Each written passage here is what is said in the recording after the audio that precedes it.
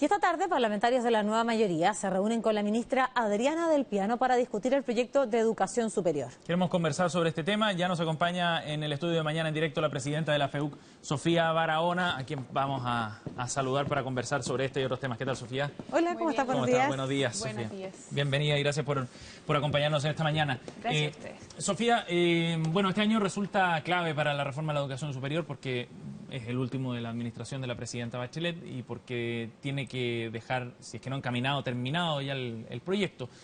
¿Cómo ven ustedes los pasos que está dando ahora el gobierno respecto al proyecto?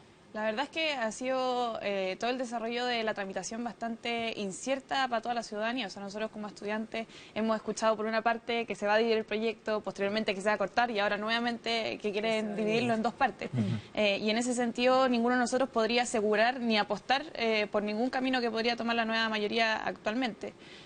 Ahora bien, sin embargo, que sí estamos seguros de que el rechazo a la reforma ha sido transversal en distintos actores, o sea, no solamente desde el movimiento estudiantil, sino que también desde el Colegio de Profesores y otras organizaciones sociales que ven temas educacionales.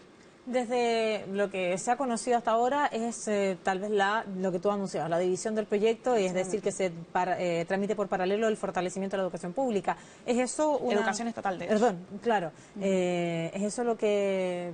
¿Cómo te parece? ¿Qué te parece O sea, yo creo que eso es bastante negativo porque nosotros creemos a lo menos porque hay que... cosas encontradas respecto O sea, hay cosas encontradas y además la reforma debe ser una reforma estructural y en ese sentido tratarlo, aunque sea paralelamente, es negativo porque lo que se puede tramitar en uno de los dos proyectos también puede ser o generar encuentros con otros o choques con otra discusión, perdón. Ahora, esto se hace para facilitar la discusión, precisamente. Sí, pues, pero eso es lo negativo también, que al final el gobierno, entre tanta promesa, lo único que está haciendo es hacer malabares para quedar bien con todo el mundo. Y eso es profundamente negativo porque al final esta decisión de dividir el proyecto es para dejar contento a cierto sector político que está poniendo ciertos nudos para la misma tramitación en vez de generar la reforma estructural que nosotros estamos pidiendo. Que debería estar en un solo paquete, digamos, y no con una ley dividida. Obviamente, en un solo proyecto. Ahora, hay... desde el punto de vista político, ¿hay voluntad como para sacar adelante un proyecto de esta envergadura? Sobre todo considerando los plazos, porque lo que decíamos al principio es bien relevante. No sabemos qué gobierno vendrá, no sabemos si el próximo gobierno, sea de la nueva mayoría o sea de la oposición, no sabemos si le va a dar continuidad en definitiva a estas políticas. Claro, exactamente. Yo creo que el problema que genera también esta misma división es que probablemente se está dividiendo porque se sabe que no se va a sacar el proyecto con las dos partes. Y eso es sumamente negativo porque habla también de que existe un sector político que no tiene la voluntad de ceder y otro sector político que también no ha sido capaz de manejar el contexto en el que se está desenvolviendo. Hoy día la ministra se va a reunir con parlamentarios de la nueva mayoría. ¿Cómo se quieren sumar ustedes o cómo se han sumado al proceso de las indicaciones sustitutivas que van a ser lo relevante en esta etapa? Exactamente, o sea, nosotros a comienzos de este año presentamos indicaciones sustitutivas desde la CONFECH, donde trabajamos en 3 temáticas importantes y las presentamos en el mismo gobierno, en la Cámara de Diputados. Sin embargo, poco y nada se ha escuchado por parte del gobierno de cuáles son las indicaciones que ellos van a realizar y si han sido acogidas o no nuestras indicaciones y también otros comentarios que han hecho otros actores sociales. ¿Sabes? Respecto a ese punto, cuando se presentó el proyecto hace 10 meses atrás, uno de los temas que también fue bastante criticado es el poco trabajo prelegislativo que hubo para poder acordar a las partes. Un proyecto que por distintos puntos no le gustaba a nadie.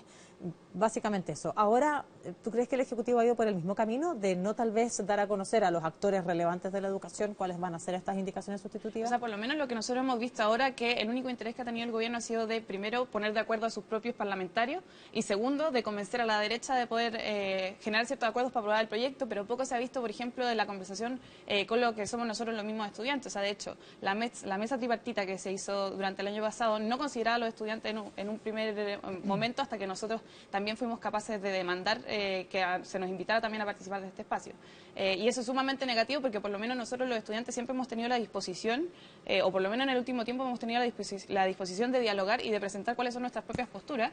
Y creemos que también es importante que el gobierno sea capaz de transparentar cuáles son sus posturas y si de verdad está dispuesto o no a escucharnos a nosotros y a escuchar a la misma ciudadanía, que eso es lo que nos ha faltado por lo menos. Pero Sofía, ¿cuál es el principal riesgo que corre la reforma en su conjunto con esta división?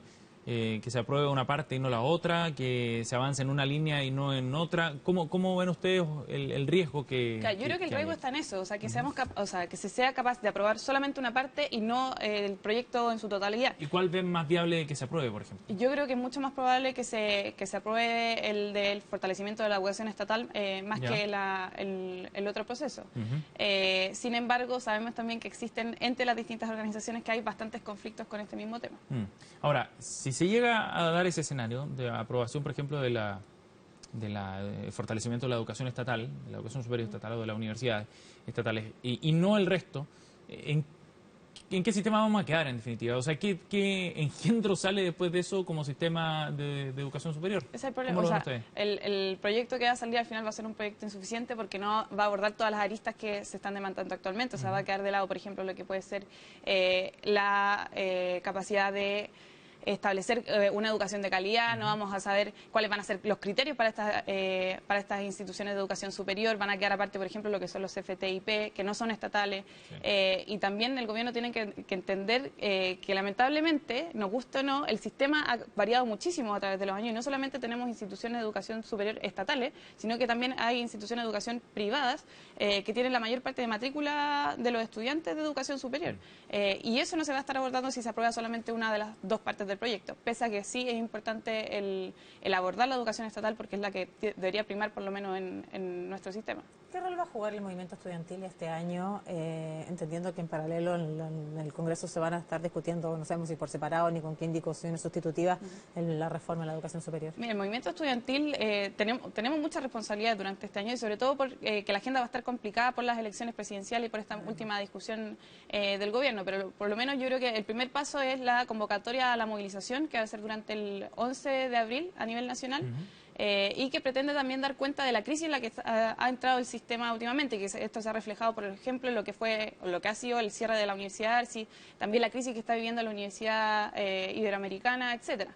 Y en ese sentido nosotros no solamente queremos convocar a la movilización, sino que también generar propuestas concretas para esta reforma, que se vaya a tramitar o no, y también para lo que van a ser los próximos 4 años del gobierno, que obviamente para nosotros el tema de educación debería seguir siendo prioritario para todos los parlamentarios. Ahora, poco y nada hemos escuchado también de los candidatos sobre sus posturas sobre educación.